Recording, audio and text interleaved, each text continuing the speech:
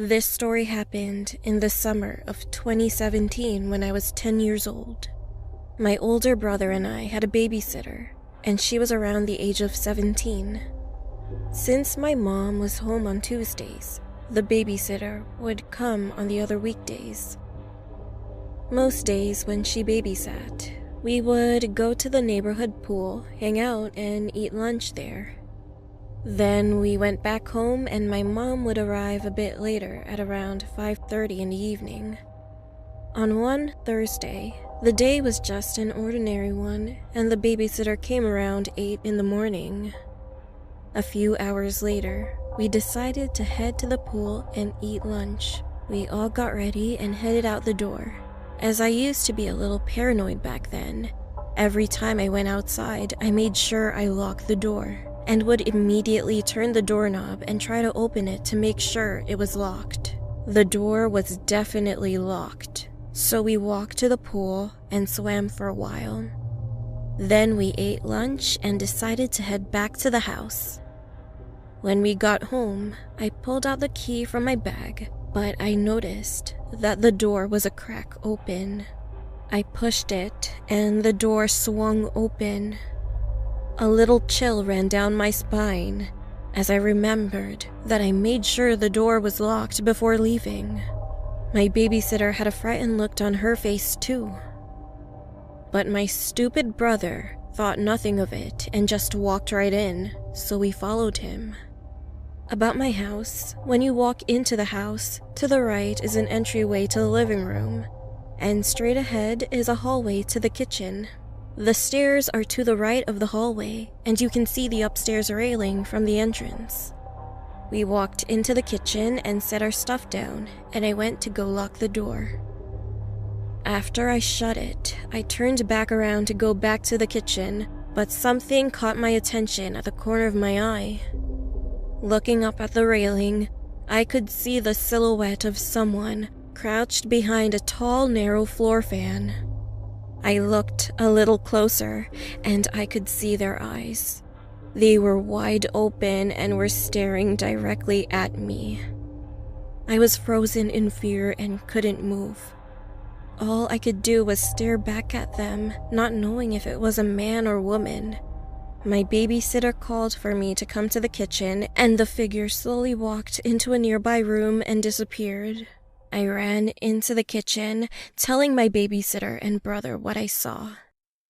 At first, they didn't believe me, but then, all of a sudden, we were all silent as we heard slow footsteps creaking from upstairs.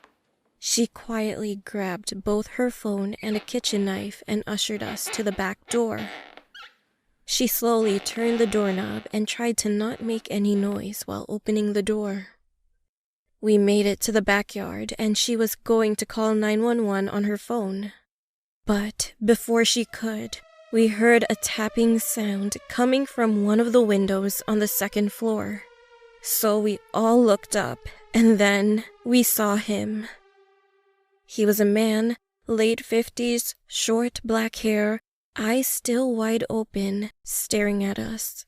He was pushing the blinds out of the way, so we saw his face very clearly. We screamed and started running to the gate on the side of the backyard. The babysitter dropped her phone while scared, so I picked it up and ran behind her.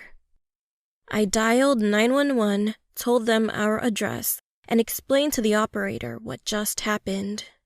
She said they would be there in a few minutes, told us to go to a nearby neighbor's house and stay there until the cops arrive.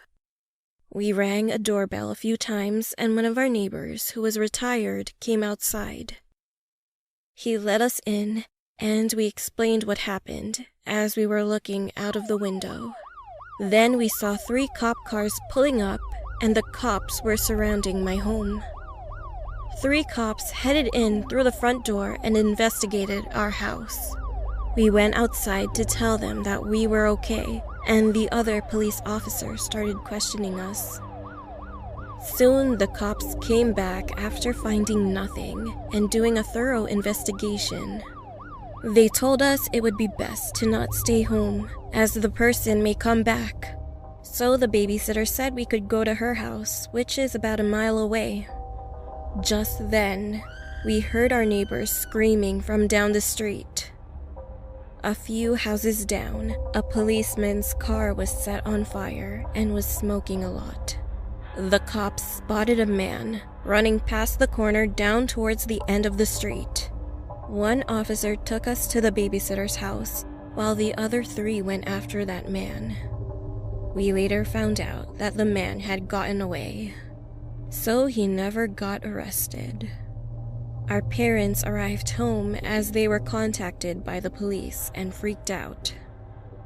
Later that night, we came back to the house and we searched the whole place to see if anything was missing. A cash box that was stored in my parents' bedroom was missing, but we didn't report it since the man was never found. I have no idea who that was or how he opened our front door. I still wonder to this day what would have happened if I never noticed the man. He could have done something to us while we were sleeping. I still feel uneasy sometimes when I'm home alone.